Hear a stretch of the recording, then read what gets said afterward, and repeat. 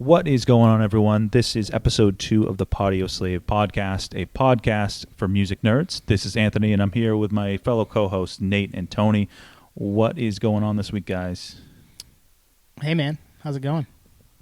What's up from the West Coast? West Coast. What's the date today? The 20th? March Yep, 20th? March 20th, 2020. So we're exactly a week removed from last week's episode. Has much changed? Has much stayed the same? What's gone on the last week? I would say a lot of things have changed, right? I mean, we talked a lot about last week, the coronavirus and how it kind of fit into the music world and what would change because of that. As we've seen over the last 7 days, a lot of things have shut down, even more so than was shut down last week. I know when we recorded last week, Nate was supposed to go to a show that night that had been canceled maybe 4 hours prior to our recording.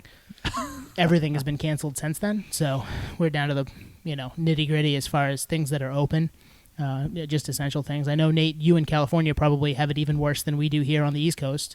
Talk a little bit about that, maybe? Yeah, no, development-wise, of course, it's all real-time. So last night, California went into a full lockdown.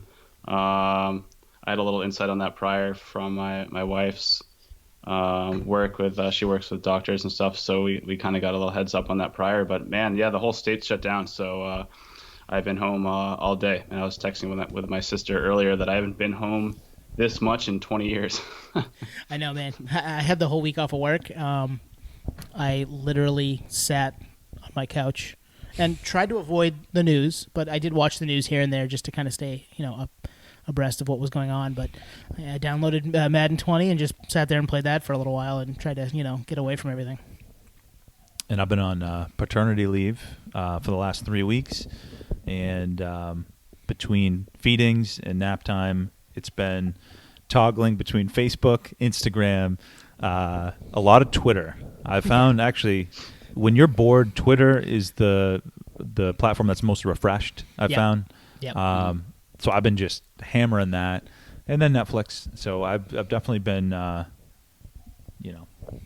it social distancing myself? Yeah, staying away from everybody. I did play 9 holes of golf Wednesday morning, and I did not come any closer than about 15 feet from any other person. So, and I didn't really touch anything that would have been communal as well. So I have also social distanced pretty well.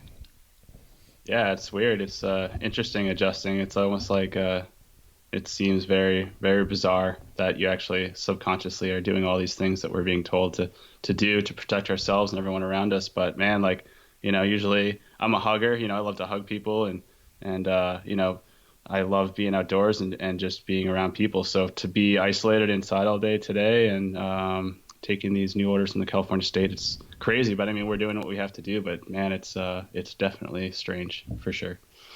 So Nate, you guys in Cali, I think it's full lockdown pretty much, or is it just certain regions of Cali? No, yeah, the whole state. When it was by region. It was San Francisco and LA had initially done a lockdown for those jurisdictions alone, and then I got a little insight that San Diego was next, and then that just kind of escalated to the whole state altogether as of last night. So. Yeah, and you got a large population in California. Obviously, there's close to 30 million people out there, right? So it's no joke to have that many people sheltering in place. We're in a little bit smaller of a state here in Maine, where there's about 1 million plus. But we, for the most part here, there are a lot less people on the road, like just going to and from the couple places that I went this week, which were very few. You did not see a lot of people out. So it sounds like, and it looks like here anyway, that people are listening to what is supposed to happen. I know other places are not necessarily the same, Florida being one of them, but I think for the most part, people are trying to do their part. Yeah, no, exactly. I mean, California is the 5th biggest economy in the world right now, edged out UK last year. So, we're a dominant force in this country, obviously. So if California escalates and it seems like it's already escalating like Italy or obviously China's kind of leveling out, which is nice. But California is something to monitor pretty closely. So we're all being cautious for that reason. So makes sense. Definitely makes sense. So with that being said, I think because we've seen more things canceled and a couple of news stories pop up. I know we had talked about the shows that went on last week, and were those a good idea? We kind of all thought maybe not, but we also didn't know as much as we know now. It sounds like those were not a good idea. There have been some people from what festival was that again, Twan? It was the CRSSD Fest. I think it was a. Is it techno or dance music fest? Pretty much. Yeah, pretty it's much. a house dance, electronic music festival, actually right here in San Diego. I've actually never personally been to that festival. I've thought about going maybe once or twice, but never made it. And there's officially 2 confirmed cases of participants at that festival that came out today. And if there were 2 confirmed cases, that probably means there were more than that, because there aren't a ton of tests going around, as we know. So people are not necessarily being tested if they have mild to moderate symptoms. They're just being told to stay home and away from people. So my guess is there are more than 2. The other thing there is that 311 day festival in Vegas, there had to be some people at that were not healthy, and we haven't heard anything yet, but would not be shocked if that or that Post Malone show or any of the kind of bigger gatherings that happened towards the end of last week spawned some positive, or in this case negative, situations from the coronavirus. I mean, at all those shows, they're pretty big shows, and they all have a lot of shared communal space. So whether it's bathrooms, whether it's concessions, whether it's merch tables, someone picking up, I don't know about if they even have CDs anymore, but picking up CDs, putting them down, the ticket takers. I mean, you just don't even realize how much stuff is communal until something like this happens. Like, we've never seen this before. This is crazy. Yeah. So I bet that what was the total amount of people that were at that show, Nate? At the festival? I'm actually not sure. Thousands, I'm sure. Yeah, easily, right? How so many days? A couple days? That too, it could be hundreds. Yeah. Could be thousands. Yeah. So. Yeah, now, and keep in mind, it's a Bayfront Festival. It's right on the water in downtown San Diego. And when that festival concludes, similar to, let's say, Lollapalooza in Chicago, they have a curfew of, I believe, 10 p.m. So after that, the city loves it because everyone from that festival just funnels into downtown. So as a little precursor, I mean, that's gives us some little insight. People last Friday were in bars and restaurants and stuff. We saw that a ton over the weekend. Exactly. So, I mean, no one's even talking about that yet. But, I mean, that's just the festival. Everyone literally rushes to downtown after that. So, we'll see. Yeah. Well, and people just go out. Like, I know that my fiance and I were out last Saturday to the grocery store. We walked around the beach here, went to the grocery store to just get a few things that we needed, not go nuts, and obviously saw that everything was picked over for the most part as far as toilet paper and some of the meat and just food that would go bad. And then we drove by an establishment that was open and a full parking lot just on the way home, and it's like, what are we doing? Like, we've been, it's just obviously today, through the lens of today, it makes no sense.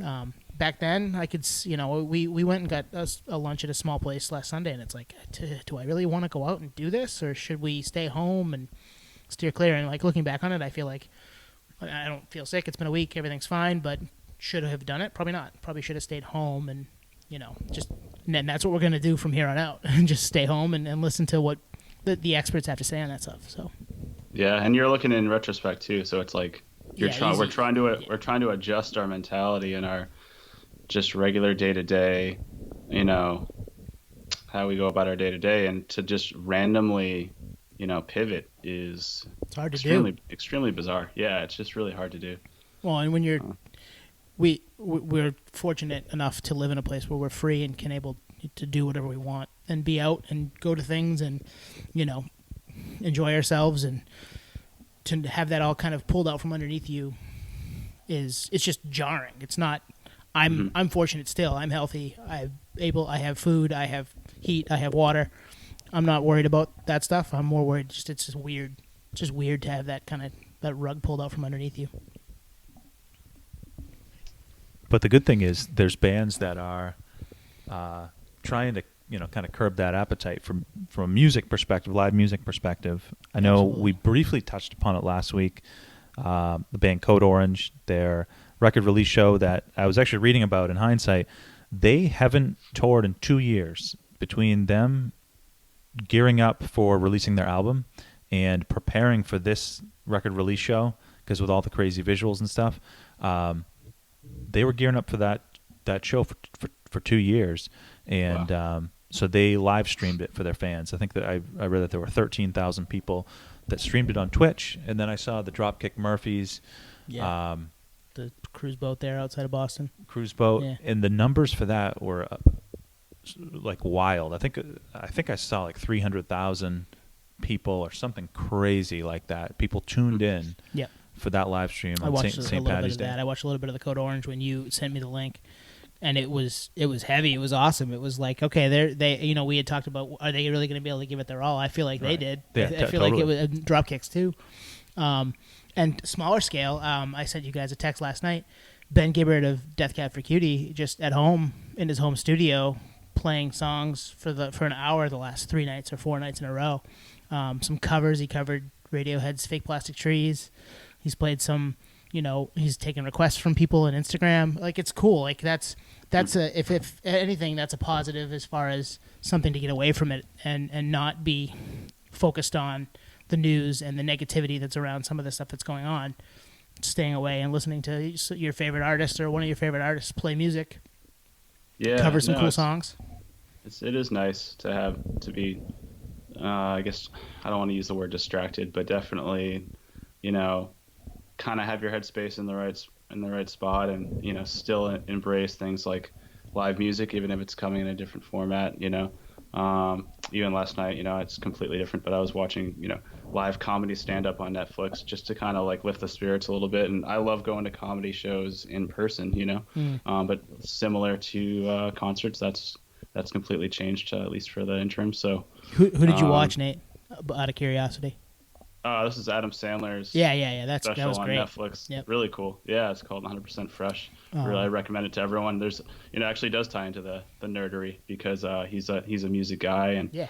a lot of that special is him doing bits, and then it segues into a music bit. Kind of goes back and forth, ping pongs back and forth from a little, weird, And it's Adam a break. Sandler song. It's a break from reality, and not necessarily to forget that that's going on, but to maybe put it on the back burner for a minute because you're doing what you're told. You're staying at home. You're trying to flatten the curve, as they say, and why not be entertained in the meantime? So the artists and comedians and stuff like that have stepped up to do all that, kudos to them, and hopefully it continues to happen. I feel like we called that last week. We I know totally you had called talked that. about the Code Orange thing, Yeah. but we had been talking about it prior to that, and for that to kind of be a thing, it's like, And I that's think exactly what I would do. for all the so like Dropkick, Ben Gibbard, Code Orange, and there were a bunch of others. I think those are all free, right? Yeah. Because I could see that being. on Instagram. I mean, obviously the artists, if they're full time, like we discussed last week, they need to make ends meet. So I think in the future they'd have some pay to watch type of thing. But Yeah. I mean, take that Dropkick show. I mean, it's probably aggressive to think each person would throw $1 at it, but Even if they did, it's a lot of money even if they had every 10th person throw $1 at it, that's $30,000. Like for one night of shows. For which one night, they're which- making way more than their I don't their know. advance was, probably, right, Nate? I mean, 30 Yeah. grand for an advance at Yeah, just but a live stream. Dropkick's more than that. I'm sure. Especially Code for- Orange then. Say Oh, Code Orange way less than that. Yeah. So the other thing with that, it's talking about making ends meet. Bandcamp today, Yeah. they waived all their the cut that they take.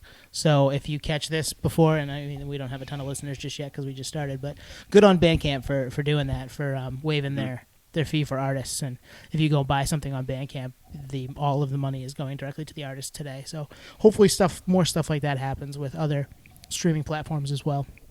The cool thing about that is I saw like on Twitter, Instagram, all those social platforms, the bands themselves were promoting that, which makes sense. Obviously, they want to get paid. But Absolutely, the cool yeah. thing was labels were promoting it, Yep. which I don't think they're They're not in making any this of it, yeah. situation, they're going to get any cut.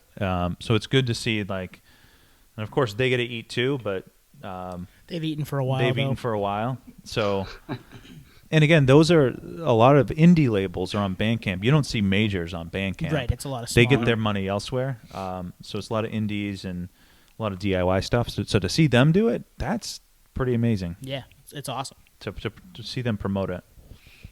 Wow, that is really cool. Yeah. Yeah, good on them. Good on them to embrace that as a company, company down, like to help their artists out. I think everyone's in a kind of a compassionate state of mind for the Yeah. most part right now, given Mhm. what's going on. So to do that at a corporate level is really promising. Yep. It's Well, definitely. I know we got some. Jess picked up some beer, my fiance, on the way home today, and it was from a local brewery. And you just bought online and showed up and got it, and they had missed a 4-pack. Like, but I was like, you know what? In these times, I don't care. That's extra. It's $20 for them or $15 for them. That is going to go a lot further for them than it is for us right now. So we both still have our jobs and we're still working and able to do. Be able to buy and do things that we need to do, and they're teetering because of we don't know what the future holds as far as that stuff goes. So Yeah, speaking of industry that is in kind of dire straits right now, when eating similar to going to a concert, restaurants aren't for the most part allowing any kind of on-premise scenario to eat on premise. It's all takeout or for like breweries, like you're saying, it's curbside pickup and to go beer, which is just seems really random, right, but it doing makes that here sense. too. It's that or nothing. I've seen a few posts from some companies just saying, hey, we're suspending all operations effective today. And So yeah, That's a hit. especially in California where things are obviously a little bit further along than they are coming back east. New York has had some trouble. Boston's had some trouble too. But as far as like the hardest hit, it's the West Coast right now. So that makes sense as to why things are just shutting down. I know a lot of places here are looking at breweries and food. It's just going to delivery. So like we have a pretty vibrant brewery scene in Southern Maine. There are a lot of very good breweries in Southern Maine, similar to Southern California. Some of the big names are just, hey, order online and we'll bring it to your house, depending on where you are. I mean, they're going to do it within reason, but that's a way for them to stay viable at the moment. They've produced a lot of this beer. They're bringing kegs to people, like people who have home, tap lines and all that stuff. So good on them too. It's a similar situation where like they're trying to make it work in this world, which hopefully isn't this way forever, but for now we'll hopefully keep them afloat and keep those producers, those places that we all love to go when things are good, open when we are back there. Yeah, that actually made me think of. So imagine if this coronavirus outbreak happened 25 years ago and you had the same shutdown. And obviously 25 years ago, we didn't have the technology we had now. So imagine you're an artist who puts out a CD during this. Right.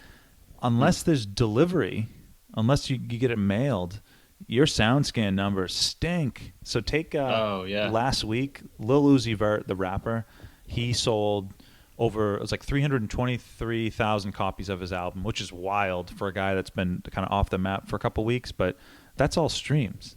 25 years ago, unless you did like what is it, BMG, and what were those subscription? Columbia House, Columbia House. Buy one and get 10 free. Yeah. And like besides those, I don't know if you could get CDs mailed. I don't know. I can't remember. I mean, I was 25 years ago. I was 10. So where were you buying?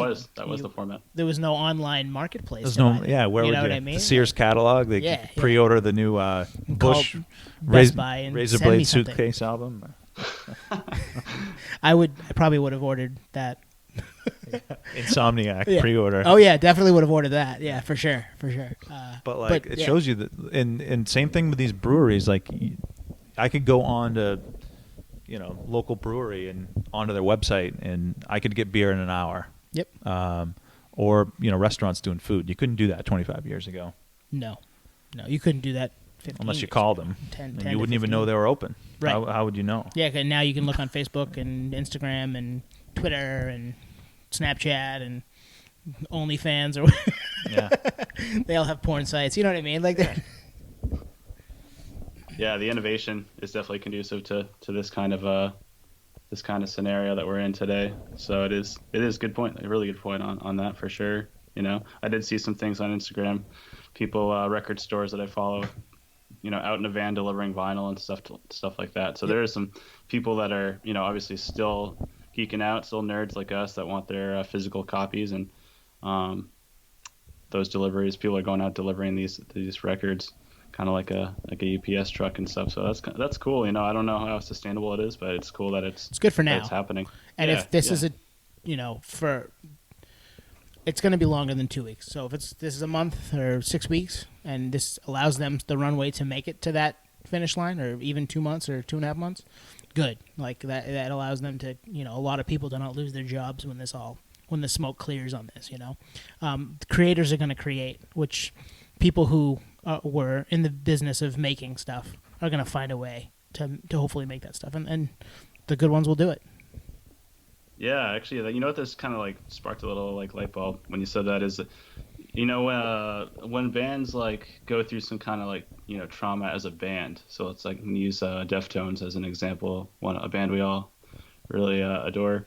So when their bassist died, prior to the original bassist dying, they had recorded an album, Euros, which is still unreleased, but they were ready to release that. And then when he passed away, or when he was in a coma, they ended up recording a new album, shelved the album that was ready, and then put out a different album instead. So I wonder if this is going to spawn stuff like that. I wonder that people that are ready to release albums, and they're, all of a sudden in this completely different mindset. They're like, oh crap, we might as well start over because this album that we made, is almost not relevant at this point, considering that everyone's in a different headspace. It's like U2 putting out Beautiful Day Today would be kind of a difficult. Yeah, it'd be tough sell. Be a tough sell. Or But Pharrell's Happy. Or yeah. Yeah. You look at like Bruce Springsteen's The Rising after 9/11. Yeah. Like that is a seminal Springsteen record, right? Like everybody loves that record. There are some amazing songs on it, and it came from that terrible time in our history. So yeah, there's definitely going to be some of that, I'm sure. Yeah, I just I wonder how that's going to play out, but and that's what that's really cool a thing. That's why we love music. It's a way of therapy. To hear something like that Bruce Springsteen record helps everyone kind of get past or heal from these wounds. So Yep. The couple of other things that kind of news and notes that have kind of been pushed. Was it April? It was April that Record Store Day was supposed to be, right? April. I can't remember the date now off the top of my head, but I think it was April 18th. That has been pushed now to June. Obviously a big day for fans of indie record stores and places that the three of us frequent. We have a pretty awesome indie record store kind of company in Maine and New Hampshire that we all grew up going to, that is still thriving pretty well here in our corner of the world. And there's some big ones. We can give them a little plug. Bull Moose Music. We love Bull Moose Music. I mean, Twan and I used to skip school to go to Bull Moose. His car got towed one day too. A story for a different day, but yeah, we love Bull Moose. We've been going there forever. And you have some out there too, Nate, that I'm sure, there's some of the more iconic record stores like Amoeba, and what else is out that way? There's some good ones out there too, right? Amoeba's just officially said today that they're shutting down. They're not delivering records. They're just completely suspending their operation, which is devastating. Crazy, yeah, world-renowned record store. Really cool. I've sent you guys pictures. Oh, so many pictures. Yeah, the one in the Bay Area and the one in LA I go to all the time when I'm up in LA, and man, it's just crazy. I mean, something like that is to just cease operation is just. Yeah. I mean, it's just unbelievable. And then, like you said, the Record Store Day to be pushed, it's like that's a celebration for nerds. Yeah. I mean, I've stood in line at 6 a.m. at a record store before on Record Store Day to get something that I absolutely needed and didn't need, but you know what I mean? Like something that this needs to be part of my collection. I want this. I'll get up early to go do it. The thing about Record Store Day is a lot of those releases are all limited, 500,000. For those small runs, no one is making any money off any of that. Yeah. So it's for love of the game. So they had Especially no choice. The smaller bands too. Exactly. Like they had no choice but to delay that, yep. even just to try to break even on it. Because if they sit on those albums, then it's at a loss. Yeah. Yep. Yeah. Well, the whole thing's interesting because Record Store Day is celebrating independent record stores, which are always grungy, dirty, piles of dust everywhere. It's like what you embrace for like we were talking about Bull Moose, that original store in Portland, Maine. It's like in a basement. I loved going in there. I mean, still do. I go in there once a week. It's so OG, it's so OG. But at the same time, is that considered like a sanitary environment? Well, I definitely wouldn't think Yes, so. but everybody's touching You know? all the records and CDs and video games and Right. books. Yeah. Maybe not right now. I'm sure they're doing their part to keep those places clean. Everybody and their brother has emailed us this week saying that we're upping our cleaning, so we all know that they are. Yeah. But like, I don't know about you guys, but when I travel, I look for the record store in that town or city I'm in. Oh, Like, yeah. I want to go to that place because that's the place that the locals probably go, and I'm a nerd and want to see what they have for here. Like this, how is this done in, say, Indianapolis or, you know, Houston, stuff like Yeah. that. That's where you find the buried treasures, like the out of prints that are just kind of like randomly in the wrong section or whatever. I think I showed you that Queens of the Stone Age album I got at CD Spins in Boston for like $7. You know, Yeah. that thing's worth a pretty penny. Yep. And I found that, you know, the day of the Queens of the Stone Age gig at the Roxy in Boston. So it's kind of like meant to be, you know. Was that the But, one that we were both at, or the one that you went to by yourself? No, that was the one we went to. Was When we were for- we were at the that hotel bar that we were all like 20 and they were serving us. Yeah. We won't name drop the hotel. No, we were no, with no. Yeah, the record rep from Interscope was there, like the whole nine. Yeah, it was cool. Yeah, same day. That was what got that 2005. that show got me into Queens. You had been trying, and I was like, yeah, they're cool. Yeah, I like some songs, and then we saw them, and I was like, I get it now. Yep, this makes sense. Yeah, definitely, really cool band. That was a cool era for them too. That was Lullabies to Paralyze. Paralyzed. Yep. Yeah. The one thought I just had about Record Store Day is one alternative would be to have those bands in the independent record stores put those CDs for sale online, but some of them might not have the infrastructure, one.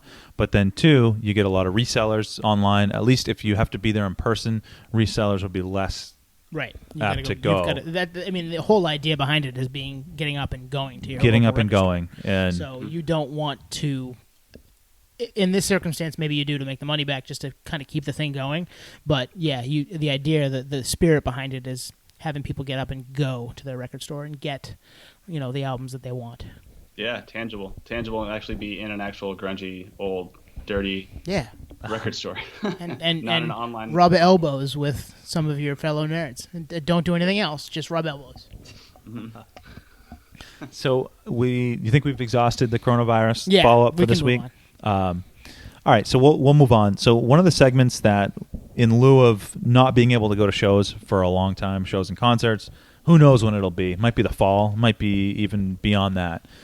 We thought of a segment that each one of us comes up with 3 or 4 different tours or bands touring off an album, or it could be a band touring from a certain year that we would pay $1,000 to see. So, for example, this isn't one of mine, but an example would be I would love to see Metallica tour off the Black album right before it released because they played this specific venue that I love and Anthrax opened, and then so we're going to do it like a round robin style and basically defend our choices. And then once we give our spiel, the other two of us will just kind of shoot the shit on it and comment on it. So Yep. I don't know what the segment's called, but just Tour Dream.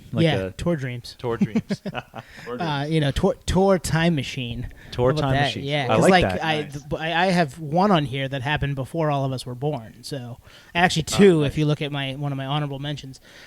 So yeah, there's and some of it you might actually need to get into a plane too and fly somewhere. So it's not necessarily where you're at. Tour Time Machine. I like that. Yeah. And we may revisit this in future episodes, but given the Coming climate, up with three or four was hard. I could have had 10 or 15. So. exactly. So given the climate now that there's no live music for the foreseeable future, this is a fun time to do this. So, who wants to start? I'll go first. Okay. I have 3. They're all kind of different from each other. The first one I think I want to throw out there is Daft Punk around the years 2006, 2007 when they were recording Alive 2007. I came to Daft Punk late. Was never really music that I gave the time of day. My fiance was into them. I had a couple friends that were into them that kind of turned me on them a little bit. Shouts to Settler, the producer. He's not here yet still, but someday he will be, and he'd be nodding right now in the corner and pulling up pictures of robots. But he he kind of really pushed this album on me and was like, listen to this, you'll love it. And I was like, okay, whatever. And then we were hanging out and listening to it, and I loved it. I was like, yeah, nope, this makes sense, man. Like I'm in on this. So that became an album I listened to a ton, working out, being out doing things that you just didn't want to do. You throw that on, it would kind of make things better.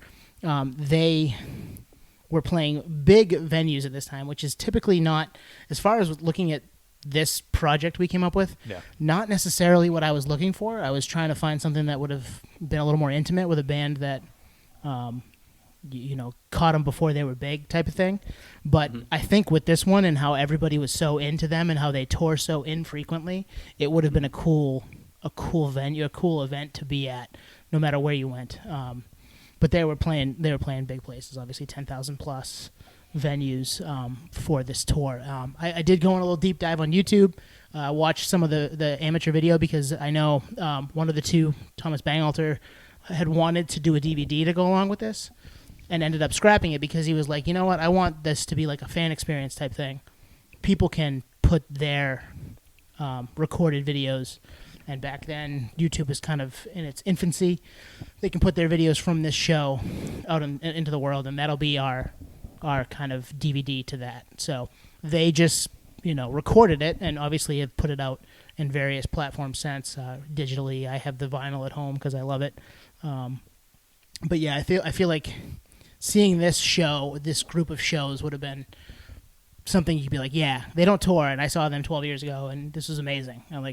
I'm glad that I went to see that. And I came to them later than it happened, but at the same time, if I could go back in time, and I got a couple of those, this is one that I would definitely go back in time for.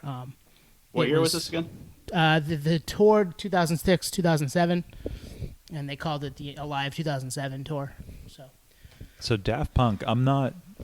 I think I know the singles, but they're a band. When I think of them, I can't put faces to them. Like, they're a band that is all visual, right? Yeah, they're all visual, so that it would have been a show. I think you mentioned it. It would have been an event. Yes, totally would have been an event. Yeah, kind of like the Gorillaz, like different visual. I remember actually, Tone, when I was living in New York City, that tour had rolled through. Yeah, probably played. And they were playing it. MSG. They were playing a show at. Sorry. Were they at MSG? Something big or? No, they were playing Coney Island. Oh, okay, wow. Interesting. Which was rare at the time. They weren't doing any shows there, so that they were like a one-off, and it was an event. And I remember a lot of my friends were going and stuff. And I think I was just getting into them at that point in time, too. And I wish I went to that show because it looks really cool. Yeah. They didn't come anywhere near us. I mean, that would have been Boston probably. I couldn't find a specific date that made sense, but like Twan said, like, it was more than just what the band is doing on stage, because it's a lot of electronic music. Like, up until their last album, they did a lot of what they made was on a computer in front of them. So their first album and their last album, the middle ones around this time, were very digital, and they just kind of hung out in this huge lit up pyramid in a lot of the videos. And it was just like people going crazy. And like I think they kind of invented the beat drop. You know how it's been done before and after, I know, but a lot of music today has that build up to a drop. Big build up, yeah. Listen to the first track on that tour record, that Robot Rock, and it just builds up and builds up and builds up, and then boom, it hits you with it, and the place goes nuts. Like, those videos are awesome because people are just losing their shit because they just love it so much. Just fun.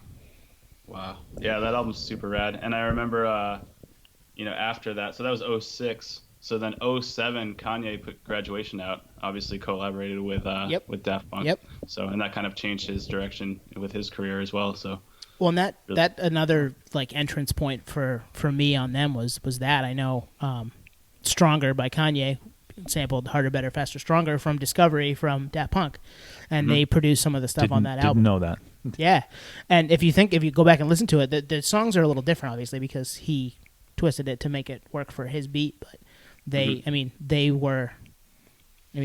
what they were doing, and he sampled it and turned it into an iconic rap song from that time frame. So he, genius recognized genius, I guess, as they would say. Yeah. One comment about this exercise is we didn't tell each other who we were going to pick beforehand. So these are all surprises that was a surprise for Nate and I. So we're for us, Spitballing, baby. there's no prep for us. We're just spitballing outside of the person that's telling the show. Yeah, I did some prep, and they did prep on theirs too. So we were all texting back and forth all week about, hey, I looked at this one, I looked at that. Like, I've been nerding all day. I found this, I found that. So, but we didn't tell know each other Tony was going to pick Daft Punk, and it's a cool pick because I would have never ever thought to pick them or even have a desire to see them, to be honest with you. But now that we're talking about it, I'm like, yeah, 10,000 people or whatever it was, 10,000, 12,000 people, like that's not huge, and it's certainly not intimate, but it would have been a good size venue to see them. Absolutely. Yeah, especially in that kind of stage setup, it's just cool to see something like that because it's like specific to that tour, So it's a one-off. Yeah. And I know in doing this, and I'm sure you guys had the same situation, I made a list of about 9 or 10 just kind of off the top of my head and was like, it'd be cool to see this band there, this band there, this band there. But a lot of them maybe I had seen and maybe I had seen 4 or 5 times and knew what I was going to get. So I picked some stuff. I think all 3 of my top 3 were ones I had not seen any of these bands live, just because I don't know how it would have been. So for me, it was I'm picking stuff that I'm not as familiar with.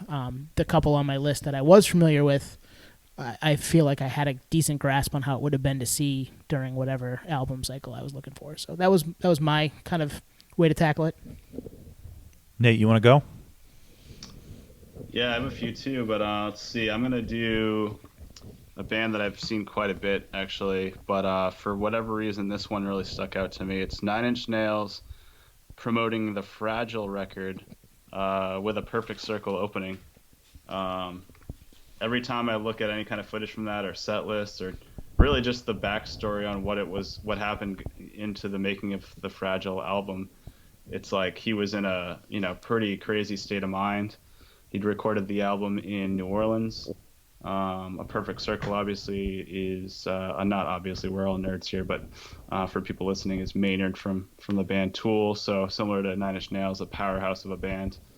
So to see those both on that tour, and Trent Reznor from 9 Inch Nails kind of coming back after a few years, reclusive to an extent, he's a reclusive guy anyway, but dealing with some pretty heavy drug addiction, and just to be at that tour. I mean, I look back and I'm like, man, 2000 wasn't even that long ago, and that we were in high school.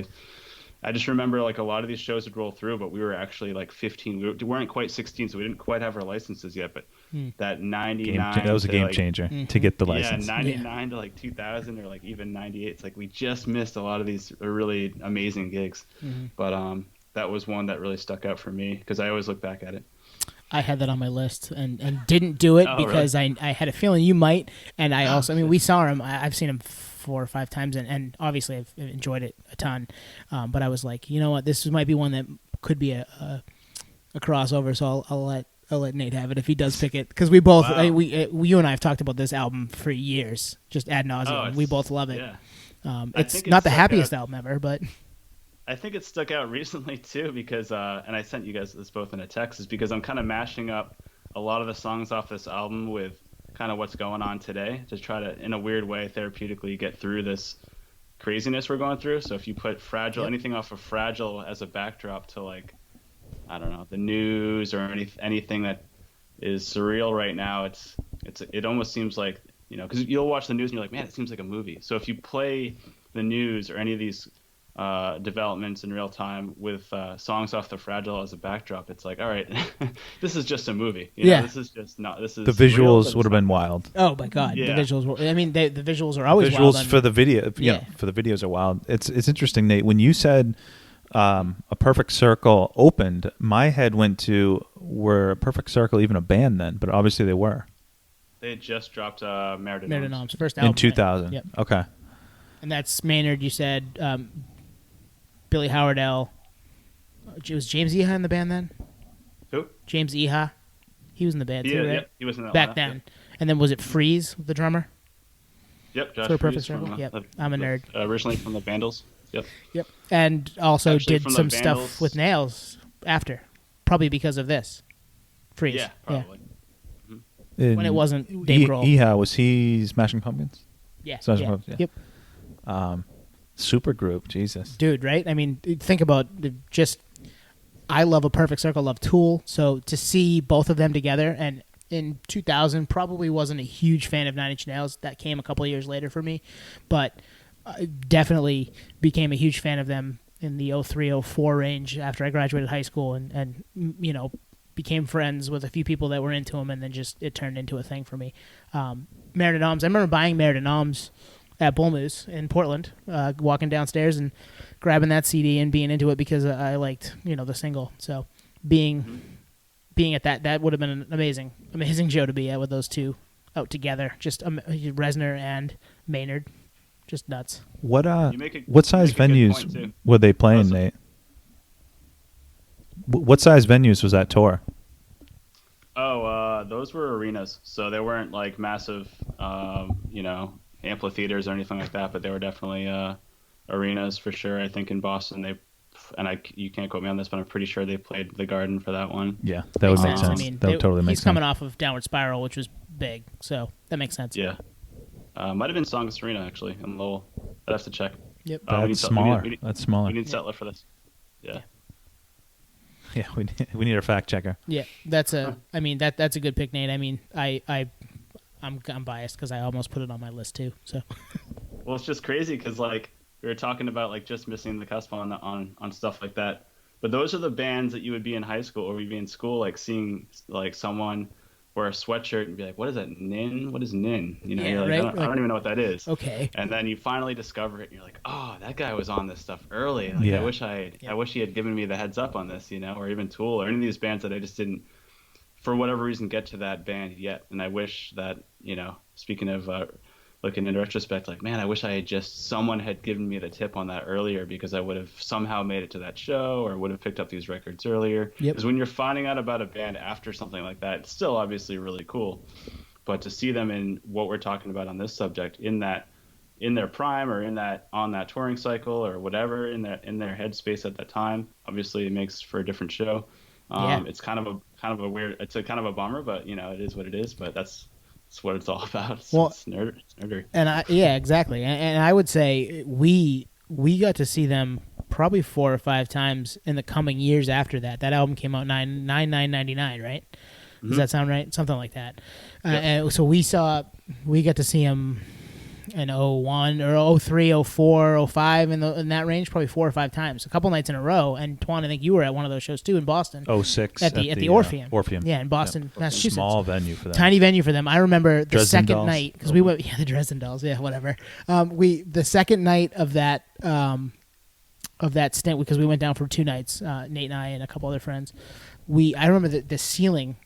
It was so loud in there that pieces of the ceiling were falling down on us because we were up in the balcony for that second night. The first night I think I was down on the bottom, but the second night I was up top. And I just remember looking up and being like, "What is happening here?" And just being, this is amazing. Like I'm loving this. So we did get to see him, and we did get to at Portland. I remember going to Portland. You and I, Nate. Drinking a little bit of Zenka vodka outside of it right before we walked into the show and getting all the way up to the front for the beginning of that concert. That was an all-timer for me too. So we were fortunate enough to see him 4 or 5 times after that and get a lot of those Fragile songs on those tours, which is cool. He wasn't in the same headspace obviously because he had cleaned up and kind of turned into a workout dude, but yeah, it was still pretty cool to see that stuff. Yeah, I had to give him props too because he's an inspiration. That guy's a very intelligent guy, amazing songwriter, amazing performer. But as an individual, you know, if you watch any interviews with him at all on any subject, I mean, he's like a legitimate genius, and it's really cool because he's very coherent.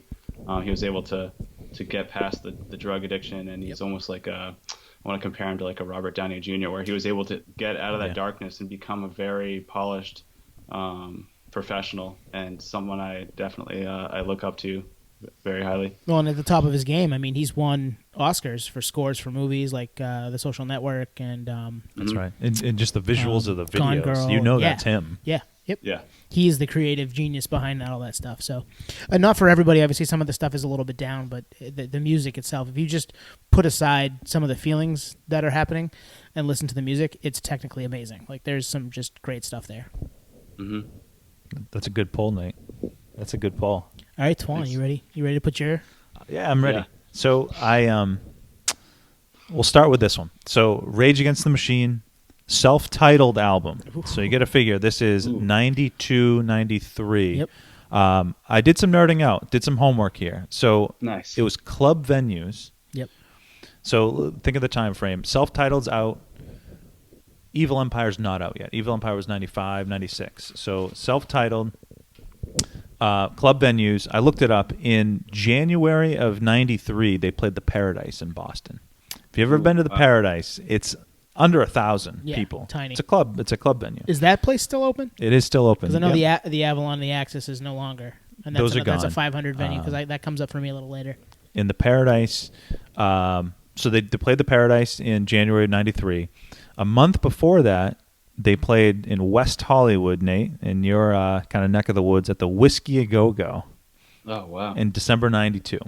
So the time frame, it was like that time frame. So you got to figure all their set, and I looked up their set list. Their set list was all self-titled, but they played the early workings of People of the Sun.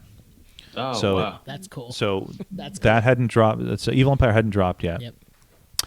Another angle I had was Zach was coming off of playing with Inside Out. So he was the frontman for Inside Out. They had the No Spiritual Surrender record off Revelation, more hardcore punk. But he was his angriest when he was in Inside Out. If you listen to those albums, it's the angst is just wild. So I figure coming off that, he's probably the angriest he was ever going to be with Rage Yep. during that tour, because they were just playing out. Well, and even if you listen to the lyrics from that first album, there's some angry. There's some angry stuff there. Yeah. And the other big thing, which ties into the club venue, is once Evil Empire hit, all bets were off. You were seeing them in massive venues. Yeah. And, of course, who they played with would have been cool to see. Like they played a lot with like Beastie Boys and whatnot. But for those club venues, damn. They played 13 dates with U2 in 1997. Oh, so this Think about was that. this one of yours? Yeah, well, I didn't do them. No. Oh, you didn't do them. Because I had a feeling that mine was Evil Empire, but I was like, too big. Would have wanted to see them in the smaller venues. I don't know if I want to go down the self-titled, but not to steal your thunder, but they did. They played with U2 for 13 That's shows crazy. in 1997. And like, Wow. for me, the size of the venue is so key with them because my favorite Rage album is Evil Empire. Same. But to see them on that album, they were on MTV. I remember seeing Bulls on Parade video on MTV. So those venues are huge. And it's just a whole different experience. So to see them touring off self-titled, and that Boston Paradise show was during the third leg of the North American tour. So they toured the hell out of that album. Wow. Yeah. Were they playing Wake Up?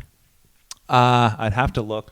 I would imagine that's a tough song for any vocalist, just the end of it. Oh, yeah. But Yeah. my when I was looking, I was like, were they playing Wake Up? Because I want to hear Wake Up, and nope, they weren't playing Wake Up on the Evil Empire stuff. So it's like that's another kind of strike against it for me. Not that I wouldn't want to see them. Then obviously I've never seen them. You guys have seen them, so I would love to have seen them whenever. With U2 would have been wild. It would have been a massive show. It would have been two completely different fan bases. Like Yeah, that's I don't even interesting. know how that worked for 13 shows.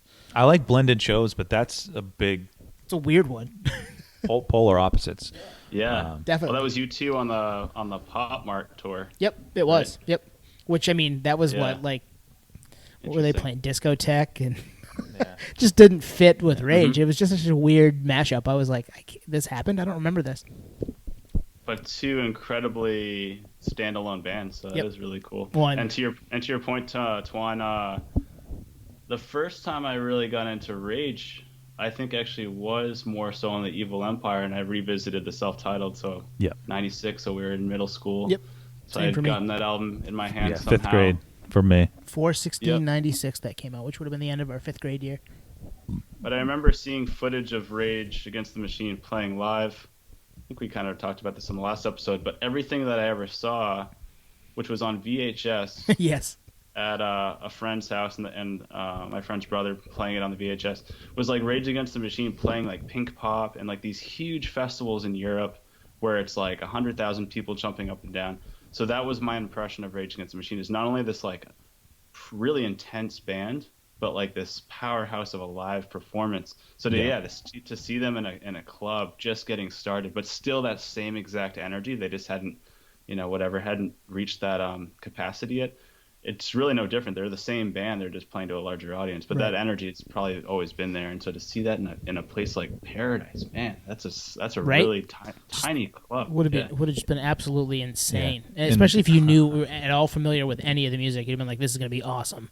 And the thing is with the Paradise is the layout. It's like a rectangle. It reminds me of Hampton Beach, like a small Hampton Beach where it's a rectangle. Well, there's no bad spot to be at. So it just, for me, it's like dream venue, dream band. Yep. Not ideal in terms of set lists because I love Evil Empire, but those factors that I just mentioned make up for it. Absolutely. And I actually have a bootleg VHS tape that I got at this record store in New Hampshire probably 12 or 13 years ago, and I want to dig it up because I think it's around this time frame. The quality's terrible, but it's I might dig that up. I still have it for sure. That is a piece of nerdery right there, folks. Yeah. If you're counting at home, if you're drinking at home, take a sip. Take a sip. Nerdery. Every time we say nerdery, take a sip. So Tone, you're up. Round 2. All right, round 2 for me.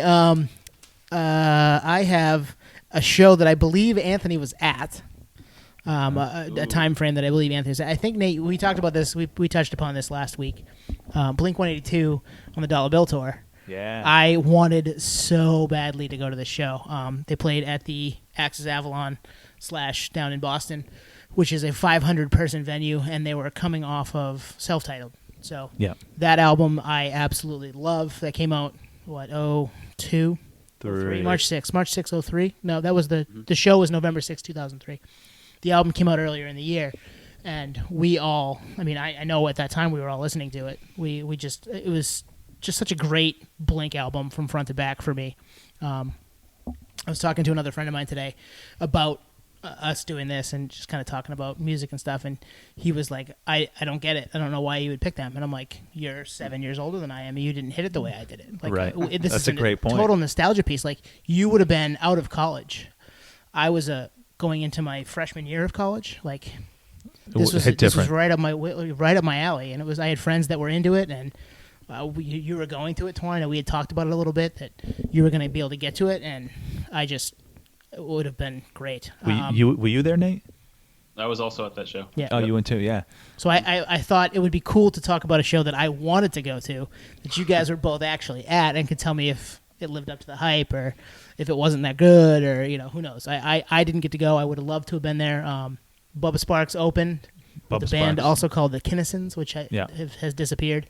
Bubba Sparks probably has also disappeared, but we all kind of remember Bubba Sparks. So, November 6, 2003, the Avalon, which was a capacity of about 5,000. That has since been demolished. Was demolished in 2007. So 4 years later, that venue no longer existed. So it's House of Blues. They combine Axis and Avalon. Yes. Yep. Yeah, right on Lansdowne. So you asked what we remember about it. I actually don't remember too much. I remember it was only 17 years ago. Come I on, know. give me a minute for minute. I remember. So it was at the Avalon, and 500 sounds about right. I would have guessed a little more, but I think the Access might have been 500. What I do remember about the show is it was packed. It was it was probably above capacity because it was the $2 or Dolla Bill Tour. They wanted to do it for free. Yeah. So and they had the to charge. venues said no. The venues so were there's like, no you money, gotta charge so they $1. just did it for the love of the game. And I think it had to have been over fire code. That place was packed. I remember being in the back. You couldn't even move to the front at all. I don't remember much about the set list. I could look. I actually think I looked that up. Nate, what do you have on the show? Similar to you. I don't have a great recollection of the show. I just know it was really short. It was a short set list. I know it was 13 songs. Oh wow, good pull. How many? 13. Yeah, that's short. 13 songs. Yeah, so I remember it being a short show.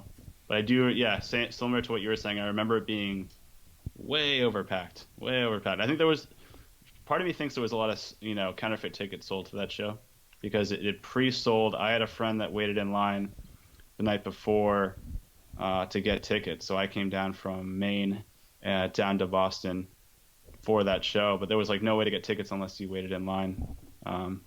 and they were, like you were saying, Blink was huge at that point. Yeah, So, they had come off of the touring for self-titled. They had put out "Take Off Your Pants and Jacket," which was big. They had put out "Enema of the State," which was big. And this was kind of a mishmash of all three of those albums. They had opened with "What's My Age Again," which was obviously probably their biggest hit. Adam's Song was up there too, and that's also on the set list. Close with "Damn It." "Damn It's" huge. Everybody knows "Damn It." So yeah, they had some songs. I mean, but yeah, I wish I had been able to go. That's a good pull. Yeah. That was a good show. That was the only time I've ever seen them, I think. I've never seen them. And I've seen a lot of stuff. I've never seen them, unfortunately. I've seen Blink. I actually saw Blink 182 a bunch of times. I want to say 6 times total. But to be honest, the best time I saw them was with No Doubt. It was No Doubt and Blink 182. Almost went to that show with my buddy Blink Brad. 182. Almost. Yeah, at the Tweeter Center. And this almost never happens for me because I just don't have the luck to get these kind of tickets. But I was right in the pit, which is a little section in front of the stage at the Tweeter Center. And that's a big venue. So being right in front of the stage is... Yeah, giant outside amphitheater in Mansfield, Massachusetts. So I was like, right in the front. I was right in front of Mark, the bassist, and caught one of his picks and stuff. The whole geek thing. I was just like, oh, this is super rad. But that was a killer show. But I had a sense that things weren't looking good because we kind of grew up with like the fun stuff, especially on Enema and that live Enema album where Tom and Mark are joking the whole time. They were like just kind of going through the motions at that point. So I was like, I remember having a little feeling like, this just seems like they're just rushing through this. And it was punk rock because they were doing songs at a faster tempo and it was really cool. But there was some part of me that was like, this doesn't seem like what I remember. Just going through the motions at that point. Yeah. Yep. And I'm sure that happens when you're on tour and you're already living with these guys on the bus and all this stuff. I'm sure it gets old after a while, but I just remember having that feeling, even though it was a killer show.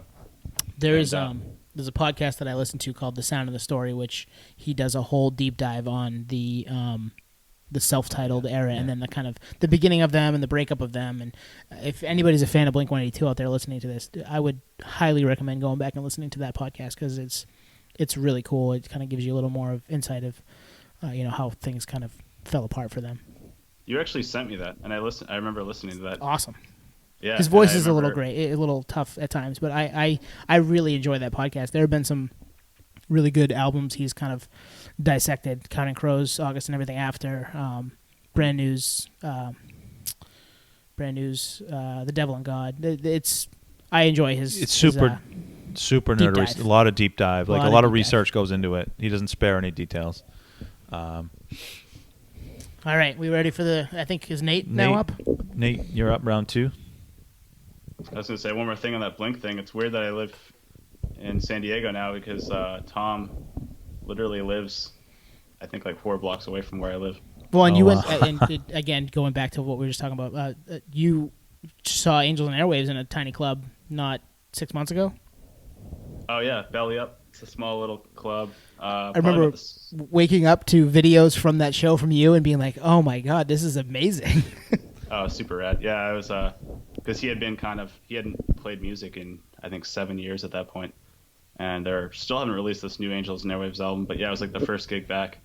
But you got Angels and Airwaves, hits from that. You got hits from Boxcar Racer, which was a kind of a one-off with Tom DeLonge, and which they put out because he was mad about Plus 44, I think, or the Transplants or something.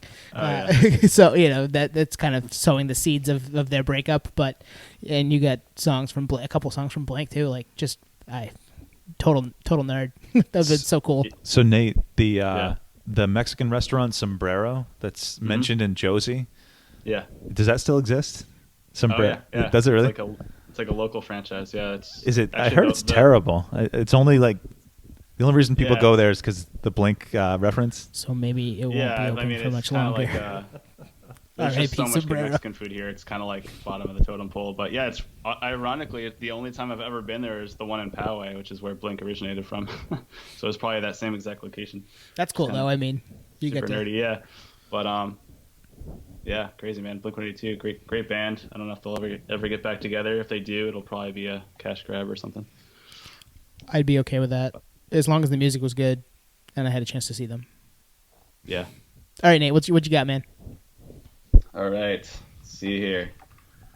It shows Deftones touring for Around the Fur in '98. Super cool time for the new metal scene. It's kind of a weird term, new metal, but they were touring with bands like Limp Bizkit, Incubus, Head PE, some Slipknot dates in there, Cold Chamber. That whole scene, like before it exploded, maybe like 1.5 years later, obviously became the scene that we know as new metal, where everything on Ozfest, all these really cool bands that became ginormous. Limp Bizkit, obviously, we talked about them last time. Huge. Slipknot, huge. Incubus, huge in their own right. And Deftones, for some, interestingly enough, not on that huge, massive selling amphitheater level, which is probably why I love them, because they're able to stay organic, genuine, and still play theaters and stuff. And they'll play like co-headlining gigs at big arenas and stuff like that once in a while. But to be there at those gigs would have been so cool, because it's my favorite Deftones album, and super diverse record, and the energy behind that band. Obviously, Chi, the bassist we referred to earlier, hadn't passed away yet, so you had a full lineup. They were super young, and I think that was kind of, even though their first record did pretty well, I mean, this is their second release on a major on Maverick Records. I feel like that's probably where they really, got the wind in their sails, and they've been kind of a cult following band ever since. But I look at those dates, those lineups, those set lists, and man, I would have been at as many of those shows as humanly possible, because it would have been just so cool to see not only them, but the bands that they were coming up with. They were kind of all friends for that era, and they're still going today. It's fantastic band. Yep. And So Nate, can I piggyback on that? yeah, we can do a combined one here. So Nice. my next one was Deftones 96-97 era. So touring off Adrenaline, Wow. Okay. with Very probably some Around the Fur mixed in. So Yeah. if it's Yep. before the album comes out. Yep. Other angles were all in the early 20s, super energetic. Chino, like in 2020, he can still hit a lot of those screams and notes, but he was fresh back then. And then just for fun, I looked up in that 95 to 97 era some of the tours they were on. Mm-hmm. One of them was the War of Gargantua's tour, which was Deftones, Pantera, White Zombie, and I Hate God. Wow. Oh, wow. Another one was Deftones, Snapcase, and Orange 9mm. And this one would have been pretty cool too. 1995, Stomping Around the World tour. Deftones, Anthrax, Life of Agony from New York, and Monster Magnet. Oh, wow. So Oh man. a lot of those bands are actually still at it, but Yeah. what jumped out to me was just the diversity. Like, I Hate God's like a thrash band who I actually saw last year. Snapcase is a hardcore punk band. Life of Agony was like New York hardcore. Anthrax, thrash. Monster Magnet, kind of like industrialist rock, I guess. Like stoner Stoner, rock. yeah. But yeah, just piggybacking on that. So I think the punchline is anything around that time frame, Yeah. you couldn't go wrong with Deftones. Oh no. Especially not if you were a look fan of the back at genre. I look back at the mid to late '90s all the time and just have just so much regret, like nerd geek regret on. But we were 10. Man, if I just had my license, I would have been at all these gigs easily, because I was already looking at them on Polestar and stuff, just being like, man, I wish I could get to this gig. I'd have no way to get there. Not as far back as '98, but definitely stuff in '99. But '97, '96, like holy crap, that Pantera, White Zombie, Deftones tour, I did see that on a set list or something, and I think they played Lewiston, Maine on that tour. Wow. Lewiston used to get shows incredible. back in the Yeah. mid-90s. Like, they got shows. Lewiston was a venue. Or a destination as far as some of these tours were concerned, which, if you look at it now, Lewiston, Maine, like, really? But, I mean, it's in a Limp Bizkit song. He shouts out at Lewiston, Maine. So it was a place that people would go to for It's for bizarre, shows. too. It also has one of the more iconic venues, just as far as venues in the country, the Coliseum, where Muhammad Ali fought. So there is a Yep. place for that stuff to happen. And I've seen a show there, and I've been there for work for other things. But yeah, it's funny to hear Lewiston get brought up because it's just such a, tiny little That's crazy. East Coast town in a small state. Yeah, and that arena is super shabby. I saw Green Day. No, there it's cleaned up now. It's great now. 98. No, they Oh, did a it really is? good Okay. job in there. Yeah, it's nice now. So I did see a show there in that era. that's Was right. Green Day in '98 promoting Nimrod. Yep. I can't remember if Nimrod is out yet. I But feel Wasn't like it just Green was. Day, right? Wasn't there another band with them? there was. I can't remember. Wasn't the name. Foos? Huh? Wasn't the Foos? They would have been on their own at that No. point. It's on the tip of my tongue. We also But, went to another show there, Nate. We saw Weezer and The Fray there Yep. in 2005. Mhm. So But yeah, those Deftones Awesome. shows would have been very heavy and very, Just crowded, raw. sweaty. Just raw. Yeah. Pit. If you're looking to expel some energy, that would have been a place for you that time during that. I know we all went to Deftones in Bangor, Maine for a little festival they used to put on called Kabang for a buddy of our bachelor party. The three of us probably 8 or 9 years ago, and I remember I was in the pit for a solid, 3 minutes. Went kind of turned, just absolutely laid somebody out. It was a girl. I felt terrible. I grabbed her hand. I pulled her up. Like, I'm really sorry. She was like, "No, you're cool. I shouldn't be in here." Like, all right, cool. I shouldn't be either because I'm now old. This is kind of out of where I should be at this point. So, but that was the only time I ever got to see Deftones. But I feel like that was a pretty fun set too. I think that was on. Were they out for Diamond Diamond Eyes. Eyes That was then, Diamond right? Eyes. Yeah. So. Yep. But yeah, Nate. So I hijacked you a little bit. So did you have anything else on around the fur era? It was kind of similar to what you were saying. It's like not only is it them in a different prime because they're always just on top of their game, but to be at that at that level at that time with touring with bands also coming up that are also bands I admire and look up to, seeing them in that at that time must have been so cool. But man, I didn't think about the Adrenaline era because it's not not one of my most favorite Deftones albums. I revisit it once in a while, but for the most part, I'm still stuck on Around the Fur and a lot of the other albums. But yeah, man, I'm with you. I mean, I guess altogether, it's just one of those all-time nerd bands. Deftones is a fantastic outfit. Yeah, definitely. Yeah. Do you want me to go or maybe go around one more time? Yeah, because you got one left We'll on. go around. Yeah, So go around yeah, one more time. I'll just go and then we'll go around again. Okay, so my penultimate or my ultimate, I guess, because penultimate would have been the last. Led Zeppelin for Led Zeppelin 4, and the reason behind that, I thought about doing Led Zeppelin 1 because they would not have been, playing big venues. So at this time for 4, they were playing very large. They were a worldwide phenomenon with the coming of their 4th album. But they decided Jimmy Page wanted to play smaller venues. So I'm flying to the UK or Northern Ireland and seeing them at a place. What's the name of it? I can't remember what the name of it was, but it was about 1,000 people that it seated to see Led Zeppelin just kind of, hey, here's Stairway to Heaven for the first time ever on the tour for Led Zeppelin 4. The other place that they played on this tour when they came to the United States, North America, they played the Boston Garden. I never got to the Boston Garden. Would have loved to have gotten there for a Celtics game or something, being a huge fan, but would have been cool to see them there. And then they also played a stop about 6 days later, 9/13/1971, in Berkeley, California, with Alice Cooper and Pink Floyd. So to see the Jesus. three of those in 1971 together, sign me up. I'm paying $1,000 for that right now. I would absolutely go see.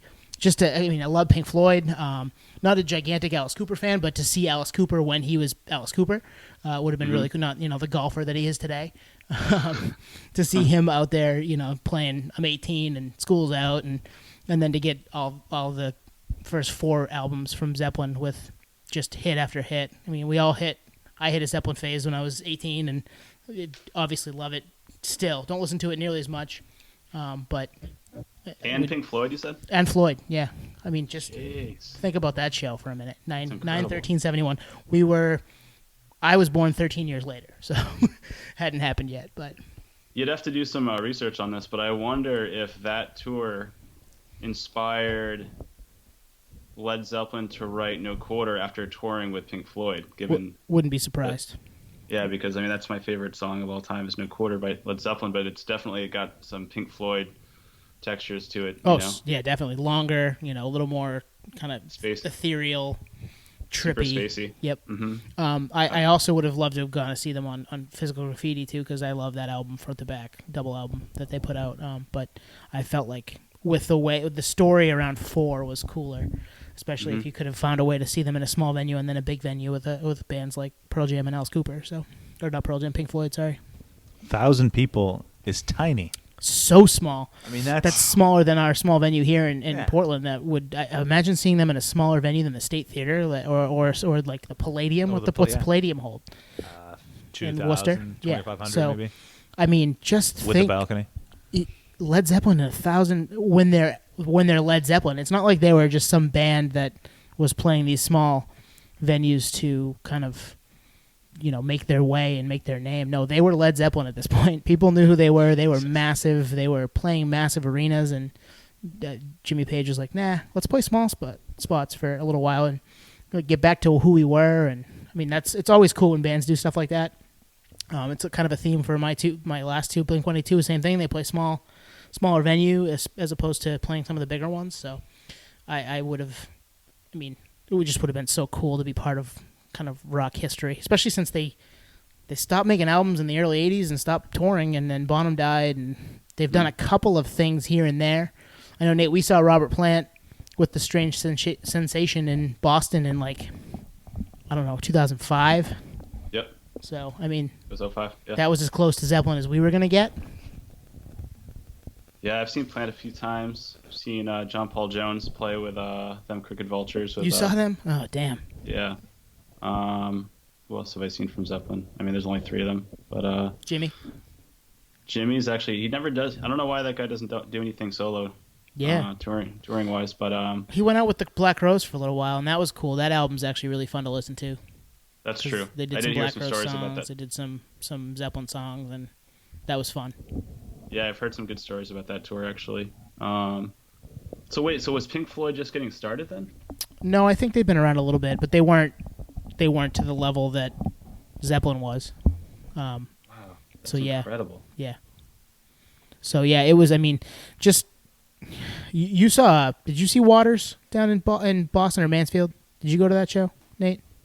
Yeah, I've seen Roger Waters 3 times now. Yeah.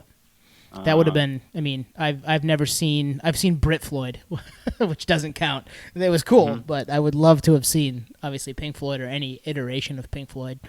Yeah, and that's kind of what we're left with now. It's like we see who's still going. So Robert Plant, obviously, John Paul Jones kind of does sporadic stuff. Yep. That's all for Zeppelin, and then Pink Floyd. You got Roger Waters, who does a tour every 4 or 5 years. It seems like at this point. Yeah, and Gilmore's still doing some stuff on his own here and there. Barely, but he does tour, and I did see him on that run he did about 4 years ago here when I went up to the show in Los Angeles. That's cool. And was definitely in my top 10 favorite shows of all time. That's incredible. Cool. Yeah, I'm jealous of that. Yeah. That's pretty sick. Just great musicians all around, and obviously, like for me, the basis of some of the nerdery, we were, it hit me at my formative years. I was 17, 18. Really kind of finding my way as far as music went, and okay, let's check out some of this old stuff. Like it's on the radio here and there, depending on what you listen to, and then we have a radio station here in Southern Maine called WBLM, which has been around for eons. It feels like 40 years or so, and every Tuesday night, every night at 10 o'clock they'd play something called the Zepp Set, which we would do, like wherever we were, we'd try to throw on BLM to catch the Zepp Set, and on Tuesday they do 2 for Tuesday, so sometimes we get 4 songs. So it's like let's just plan our night around having some beers around the Zepp Set. So that was kind of cool. Yeah, that's part of what got me into Zeppelin and became one of my all-time favorite bands too. Is that's a tribute to the record or radio industry. Is there is some influence there because the Led Zeppelin hour there really changed it for me. It was like, oh, nice, some deep cuts that you don't necessarily always hear. And then I, went back and bought the albums at Bull Moose Music and have the whole collection now, and yeah, man, absolutely, very cool. And the Pretty cool. aforementioned WBLM goes by the Blimp, which is a Zeppelin reference too. So they were that's right. hand in hand with Zeppelin for quite a while. I do believe the Zepp set has died, sadly, but it was a thing for a very long time, and I mean, it was part of the reason that this band, at 15 years, 20 years later, I'm throwing them on my list here. Very cool, man. What do you got next, Nate? Oh, is it my turn? Yeah. Yeah, you're up. Last one. Cool. Well, last one for you, and then I'll go. Yeah, cool. Cool. Cool. Well, I didn't know we could choose bands that were. Oh well, we'll do this I again. didn't know it then. was tours that were before we were born, but if that were the case, we'll have to do this. I can't wait to do the segment again because I got a lot. Yeah, for Hell sure. yeah, dude. Before. There's so much. But for when we were in fact born and alive and just not fortunate enough to either know about the music or get to the gig or whatever it is. And I'm sorry for the listeners, and I'm actually sorry to Tone and Twan that they have to always hear me bring up this goddamn band. But Pearl Jam is my favorite You're band. good, man. You're good. It is my favorite band. I've loved them ever since middle school as well. Until that was kind of like when I first got into music. And me and my brother had this I wouldn't say rivalry, but he was gung ho Smashing Pumpkins fan, which I absolutely love as well. And I was a gung ho Pearl Jam fan. We were always kind of like, oh, this song's better. This song's better. This song's better. There's always that kind of weird rivalry, like in the 90s, it's like Limp Bizkit or Korn, who's better. There's always and I think it's actually pressure from the industry. It's actually not on a fan basis at all, but You can like both. I mean, you can like both. Yeah, they're all I love good. Smashing Pumpkins. I love Pearl Jam. Yeah. Both fantastic and way different than each other's music completely. Exactly. But Pearl Jam, I was going to say for 91 or even 1990 going into 91, so since we're doing like a series of years as an era, before they put out 10, they were kind of a mashup of a former band, Mother Love Bone, and the members of that band. And Eddie was living in San Diego, actually, and threw a demo tape up to them in Seattle when the singer from Mother Love Bone passed away, and they kind of, I guess you could say it was a precursor to a super group because they had recruited this guy from San Diego, not Seattle, to kind of start a brand new band. But obviously it wasn't a super group because no one knew who Eddie was at the time. And they'd come up very organically and recorded together and started playing gigs. And those gigs were, kind of the starting point, kind of happening same time as Nirvana was getting started, same time Soundgarden had been around for a while. Alice in Chains was pretty established at this point. So they were doing gigs with opening for Alice in Chains under the name Mookie Blaylock. Yes. Oh, that's right. Which is also why they named the first album 10, because that was the number he wore. He was an NBA player back in the early I never knew 90s, that. late 80s, early 90s. They played for the Atlanta Hawks and then other places too. But they were originally Mookie Blaylock and then named out the album. They changed to Pearl Jam and they named the album 10 because That's I think awesome. that was the number that That's Mookie news wore. to me. Yep. Yeah, they were forced to do so, actually. They would have stuck with the name if they could. Amazing. Imagine them being on tour right now as Mookie Blaylock still. Like long after That'd be Mookie's bizarre. playing career. Would they have sold as many shirts? They would have sold a lot of 10 shirts, probably with Pearl Jam on. Oh, I guess not Pearl Jam. Blaylock on MB the or Blaylock or who knows. They bring up this era for this band, not because of the obvious reasons of just seeing them, in their formal years or whatever, but the stories I hear for people that did see him at this time are really fascinating. Because if you see, and you can actually look up a lot of this footage on YouTube and stuff, but Eddie was crazy, man. He would climb off the stage. He was would nuts. jump off balconies. They'd call him Crazy Ed. That was his nickname. So he was kind of like a wild child. And but I've talked to a lot of cool people. In fact, my boss's wife is from Seattle, so she got to see all this stuff as it was coming up, and she said it was just incredible to see. And I just wish that I could be there for that, because I already obviously adore the music, but to see it in that kind of raw, small club, kind of what you were saying, Twan, with Rage Against the Machine and these small clubs. Eddie's obviously got a powerhouse of a voice, baritone voice. So to see that energy, that voice, that band kind of magically come together, that chemistry, to see it kind of unravel, must have been really, really cool. That would have been. And I mean, pumped to see that. nobody sounds like Eddie. There isn't another Eddie Vedder out there. It's him. He's one of a kind, Yeah. for sure. Absolutely. I've lot of still people that have- never seen them. I don't think I will. Just I It's don't gonna see be it happening. But Tougher and tougher. Yeah. they would have been a good one to see. But Yep. I never saw them. I saw him once with Nate in Boston about 2006 when they were on tour for Avocado, the self-titled album. Mm-hmm. We went down and stayed there and saw them on like Thursday or Friday night, and then we walked around Boston all day, and then we saw Modest Yahoo, Atmosphere, Brother Ali at the Bank of America Pavilion the next Nice. night, and we had a pretty fun couple of days, if I remember correctly. Yeah, that was awesome.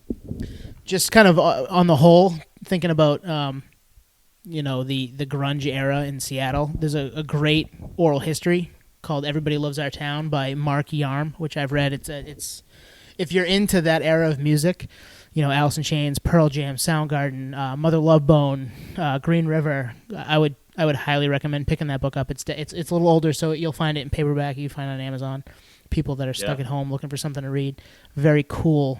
Kind of gives you a history of the early grunge days in Seattle.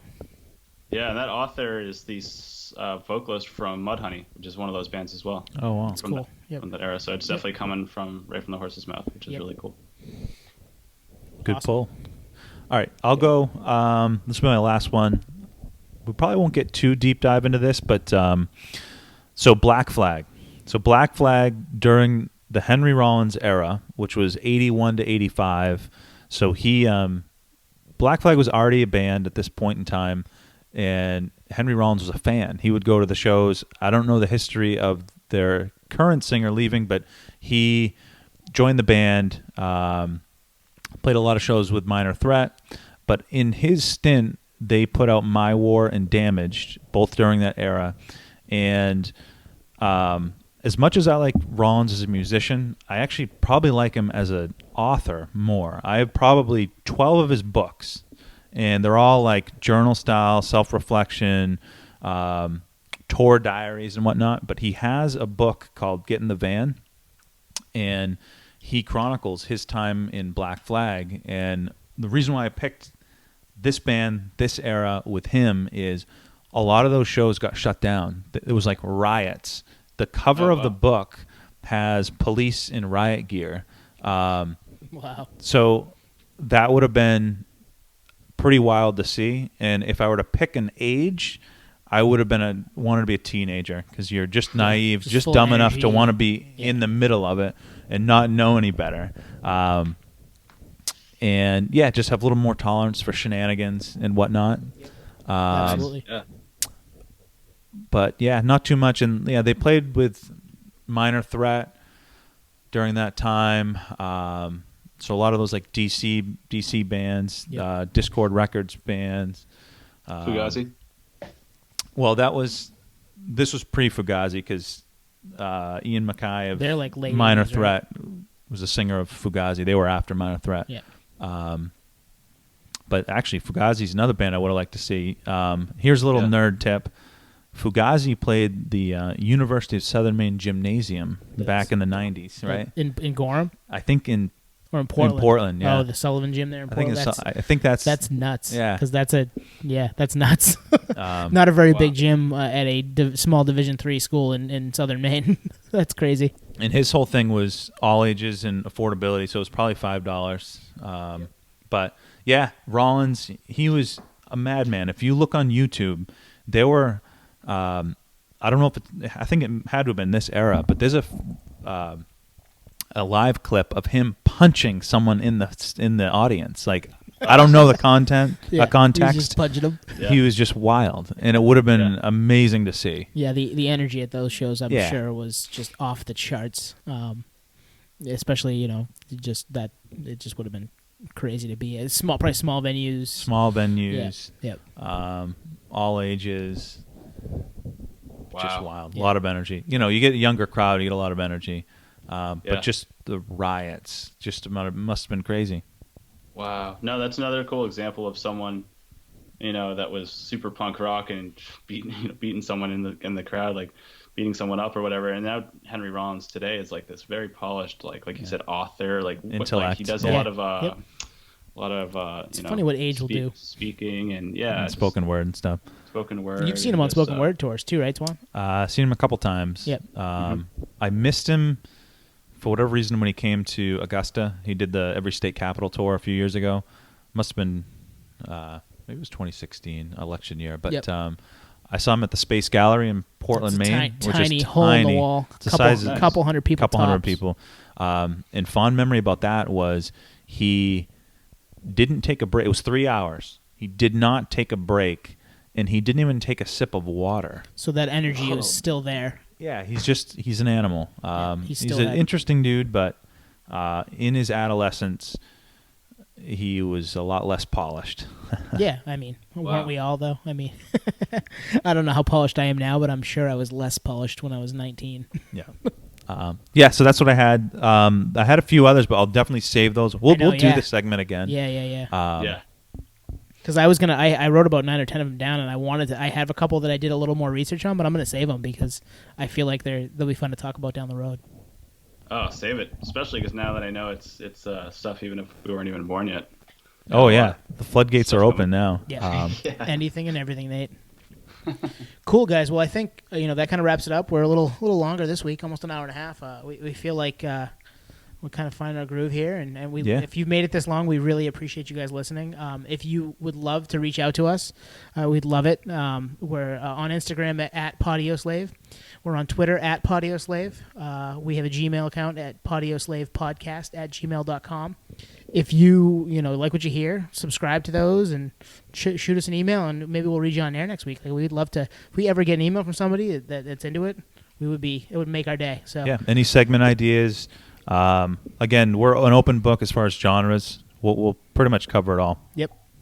Yeah, and even kind of going off of what we even talked about today. If you were at some of these tours, have some stories, we'll definitely bring it up. I'm always fascinated when I hear these stories about these tours that we wish we were at, or these shows we wish we were at. Like, man, there's no way I could have obviously seen Pink Floyd, but I've talked to some people that said they saw them in their prime. Those stories are priceless. So for sure. Awesome. Until next time, guys. We'll talk to you then. Thanks, all. Yeah, keep nerding. See you next week.